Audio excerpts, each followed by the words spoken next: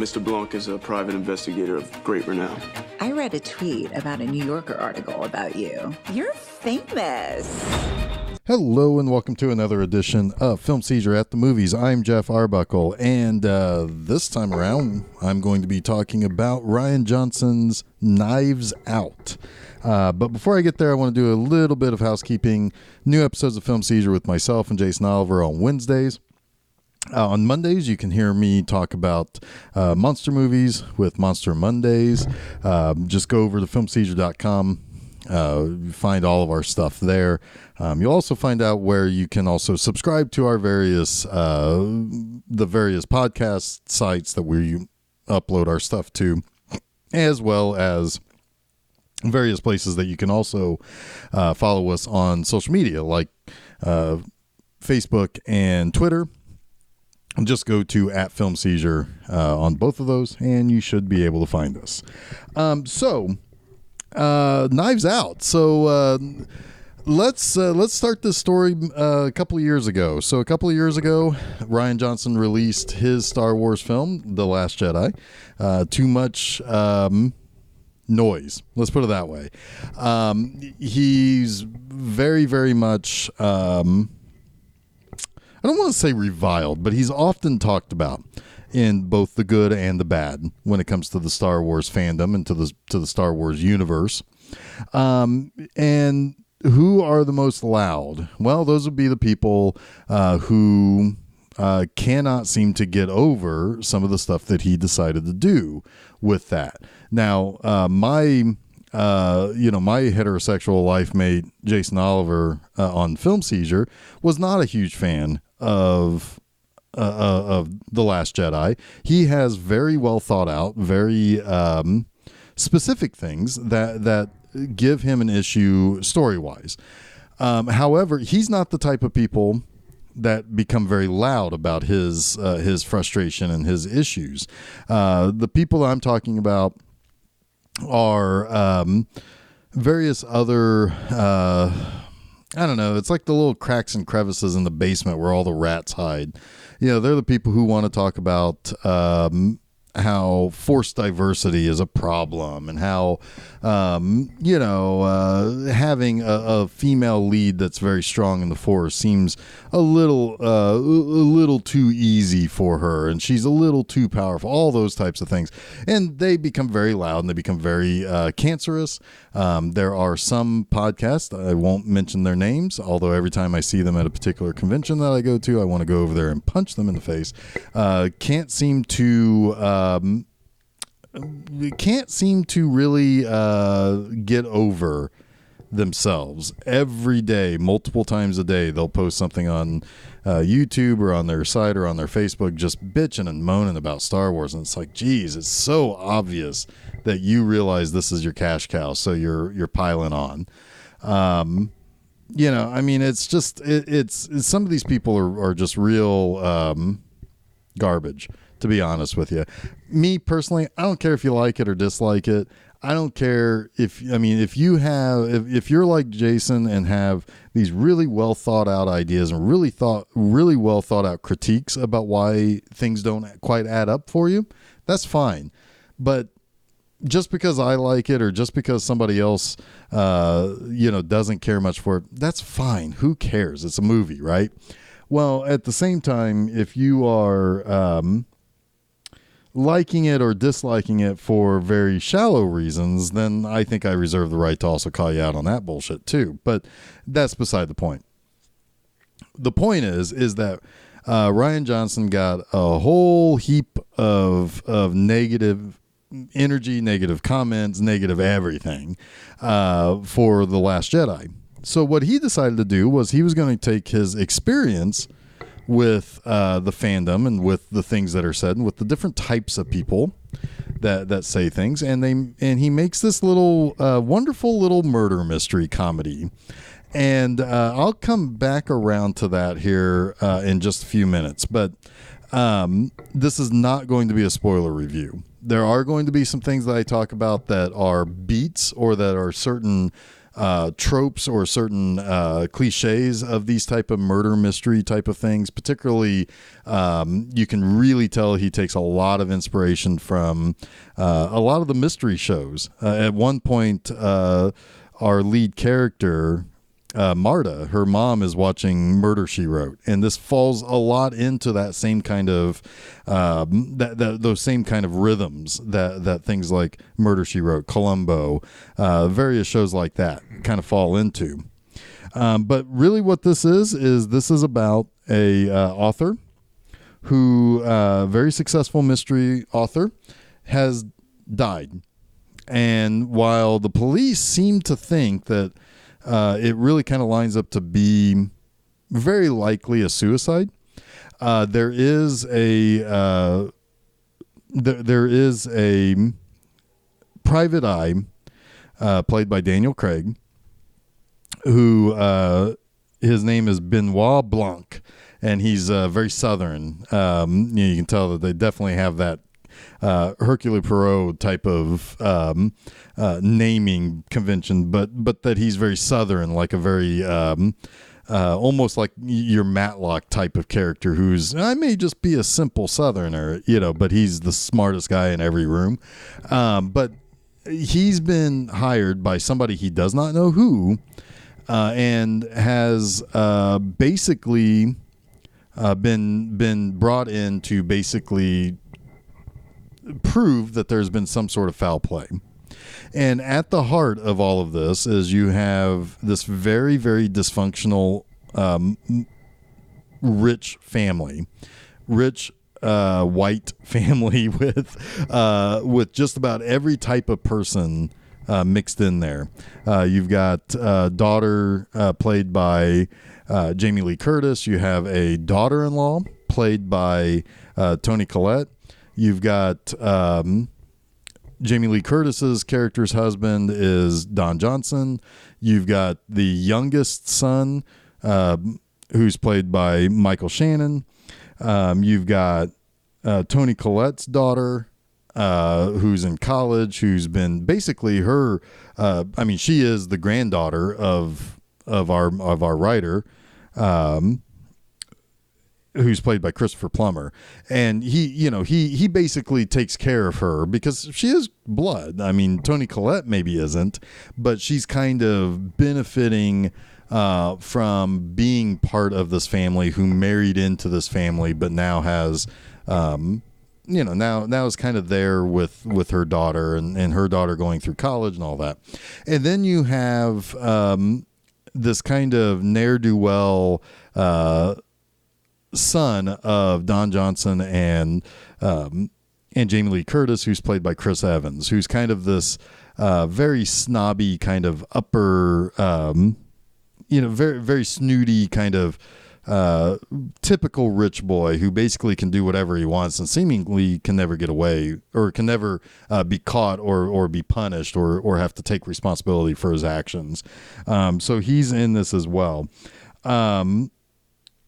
So you have these other characters that are one other character in it is the son of Michael Shannon and his wife, played by Ricky Lindholm. He's one of the kids from the It movies, and he's fallen into the alt-right online dark web stuff, and he's spending all of his time in these like 4chan and 8chan type chat rooms and stuff like that, and just saying pretty awful stuff. But the other central character is the old man's nurse, who is Marta, who is played by Ana de Armas, Armas. She was Joy in Blade Runner 2049. That's the whole time I'm like, I know who this is. I know who that's who it is. She's the hologram girlfriend of of our lead character in Blade Runner 2049. But basically you have all of these various threads and all of these very different people and how they all stitch together and what their interactions are with one another, what their relationship with the patriarch of the family, Christopher Plummer. It's all these really, really fascinating and interesting interactions with these characters. And really, honestly, it's one of those kind of old school type of character things that you do with a rich family where nobody really likes one another in this family. They're just there to get theirs. There is even question about exactly how much everybody really likes Christopher Plummer. It kind of deflates and inflates at times. Like, there are times where the Chris Evans character and the Christopher Plummer character really, really love each other. But then there are other times where they're screaming at each other. You have you have certain characters who make something of their own while others are kind of riding coattails. There is shenanigans with some of the money that's handed out to people. So it's that kind of typical rich family type of thing. And through it all, you have two cops and the Daniel Craig character Blanc, who are basically trying to cut through all of this family's bullshit and really get to the heart of what happened to this, to the Christopher Plummer character. And it's what makes it such a wonderful little movie is for the most part, it entirely takes place at this house. It could almost be played off as a stage play. There are a couple of scenes that do require a car chase or something like that, but it's really this kind of comedy about a potential murder or a potential suicide and the family that it affects and what basically will happen to this inheritance. And it plays so well with that almost TV detective kind of style. We know basically the truth. What has to play out is knowing whose truths and whose lies come back to hurt them and what twists will reveal themselves as, even though we basically know the whole circumstance around this character's death, we learn that relatively early in the movie. But what we find out is that there's much, much more to that story, and there's much, much more that Blanc has to figure out. We almost see things play out in these flashbacks and in these retellings of these various stories about how all these characters interact with the Christopher Plummer character and so on and so forth. And it's so well written to be so entertaining. And, we're there with Blanc. And anytime that you are watching one of these types of stories, something more than our detective, but we are also with him learning more detail. So while we're waiting for him to get to the conclusion that he may or may not already know, he is also revealing with us these various other things that are going on. And mystery is not an easy thing to write, because you have to make sure that every piece fits. Because if it doesn't, and you have plot holes, then all of a sudden, your intricately designed, house with a good foundation and the strong brick walls suddenly turns into a house of cards, and it collapses. And Rian Johnson is really, really, really really wrote the hell out of this movie and made sure that everything lined up properly. And that he worked backwards from that final scene, and he was able to really connect all these other dots. And it was just it's a movie worth seeing multiple times so that you can see those little things play out. And this is a movie that I 100% I mean, I easily say this is probably top 5 of the year type stuff for me. I had so much damn fun watching this movie. I had so much, I mean, there's so many good, moments to laugh, moments to, be kind of startled, to be, to really kind of go through with all of these characters. And the lead character of Marta, well, actually both lead characters of Marta and of Blanc are very, very likable people. Marta is the person with the heart of gold, and Blanc is the person who just wants to know the truth. And the truth ultimately will basically set everybody free. And he's trying to do it altruistically. It's like, this is a family that's grieving in various ways, but this is a family he wants to find out if somebody in their family was murdered, or if it was actual suicide, or whatever the case is. And he's altruistic in it. But what's great about this movie also, not only is it clever, is it really well written, it's nicely shot. I think the actors are just marvelously directed.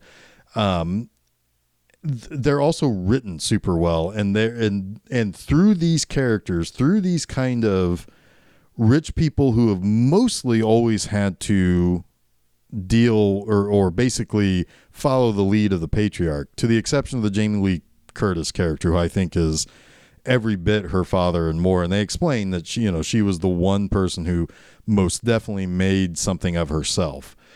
She didn't rely on her father to help her be something. But all of these other characters are really kind of dolts, and they're very, in various ways, they're hiding something about themselves and about their final interaction with their with that patriarchal character. But because they are basically out of their element, because they no longer have their family leader, it creates these really funny moments, these really kind of very, things that range from a good little chuckle to a pretty hearty laugh at times. And all of these characters are so well written, so well acted, and so well directed that this is a movie that is just simply a joy to watch. And it's one of those movies that you say, well, if the movie is entertaining, does it make it automatically good? And that's a good question, because I've seen a lot of movies this year. A lot of them I was entertained by, but not all of them I would say are particularly good. I've seen some movies this year that are good or well made that aren't particularly entertaining because of the movie challenges you or whatever.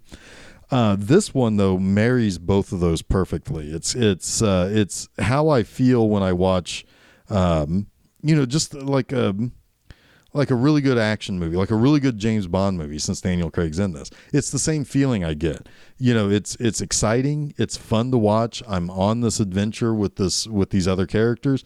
But it also just so happens to be expertly made too. I think that Rian Johnson has received his his bumps and bruises for Last Jedi, to some regard unfairly. In other regards, there are perfectly fair and honest critiques to make, but most of it is, hey, the guy just didn't deliver what some people wanted. He took what he was given and he tried something new, and it didn't quite work out for a lot of people, and that's fine. I would say that should be almost forgotten and moved on, and watch this movie with fresh eyes, with no preconceived notion of what he did with Star Wars or any other movie that he's ever done. Except you can't really do that. As I watched this movie, I could not help knowing that he wrote this because of his experience with the Star Wars fans. I can draw a line, and I could create a murder wall where I could put pictures of each character up on the wall, and then I can put descriptors of each different type of person and each situation that was brought by the fandom of Star Wars, and I could draw a line that say, oh, this character represents this group, this character represents this group, this character represents this concept, and it's so well written that I saw it with my mom and my aunt, and when I was driving home with my aunt, I told her that, by the way, did you know all of this? And she's like, no, I did. And I kind of explained some of it. And she's like, oh my God, that, it's like, I can see that. I can definitely see those connections, and I can understand why he did this way. And it's just, it's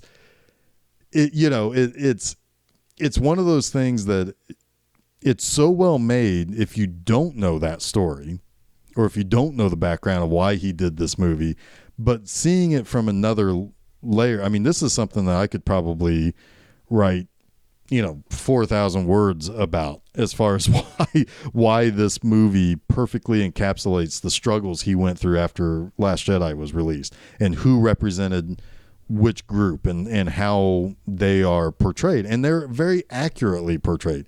He's not blasting anybody that's in one of the groups that maybe didn't like him, or that was, but he is accurately telling the story from a higher, like from the outside looking in at that whole garbage fire that happened with the fandom with Star Wars.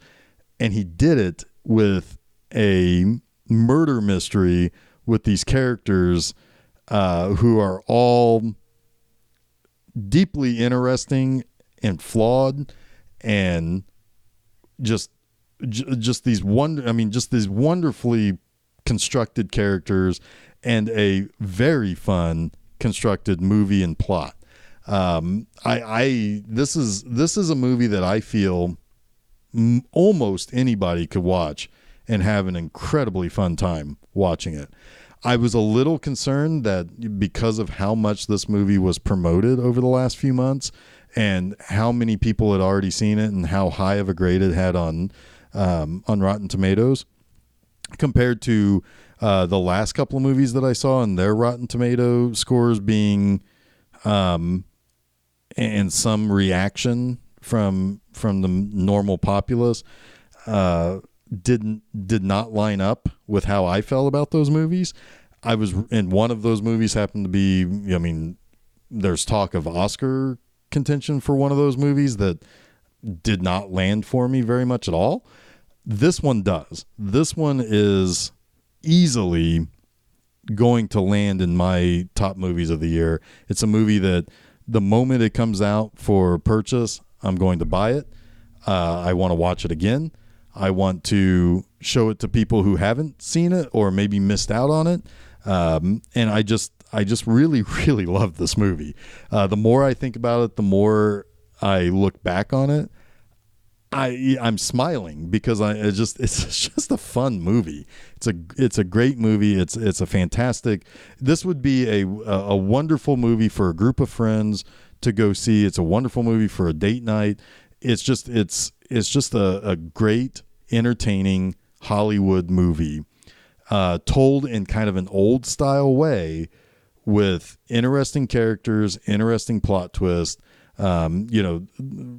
The whole thing with The Last Jedi was, the subversion of expectations. This does it to its fullest and best intent. And this is a very well-made movie. Top marks for this movie. This is definitely, like I said, definitely one of the best of the year. All right, so I'm going to wrap things up with that there. Like I said at the beginning of the episode, new episodes of Film Seizure, the actual podcast, that is hosted by myself and Jason Oliver. That's on Wednesday mornings. Go to filmseizure.com, find it there. Monday afternoons, you can find Monster Mondays. That's me. I'm talking about monster movies there. Same place, filmseizure.com. Friday mornings, I release my B-Movie Enema articles. Just a fun little the my id going out to play and having a fun time writing about a movie in basically real time. That's as Jason always says, that's a good thing to have with your morning coffee on Fridays. I don't know about that. I don't drink coffee. I'm a tea drinker, but I can see where that could be. Also, I write them myself, so I don't really have to write them with my morning anything, or I don't have to read it with my morning anything. So I don't know. You're just going to have to trust Jason on that. But go to our website, filmseizure.com. Find out where we post our stuff. SoundCloud, iTunes, Google Play, TuneIn, Spotify, Stitcher, all of those places. I even upload stuff to YouTube if that's your preferred place to listen to stuff. Also, find us at Facebook and Twitter at Film Seizure.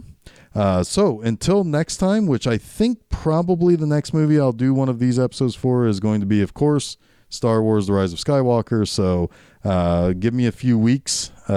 Probably we'll have some short takes on movies in between now and then. But, so just keep your eyes peeled on Twitter for that sort of stuff.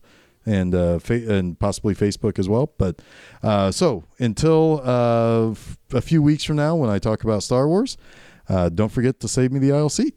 I suspect foul play. I have eliminated no suspects. Harlan was cleaning house. Everyone The family has possible motives. Was Harlan planning on cutting off Joni? Did he plan to fire Walter? is Richard having an affair? That's some heavy-duty conjecture.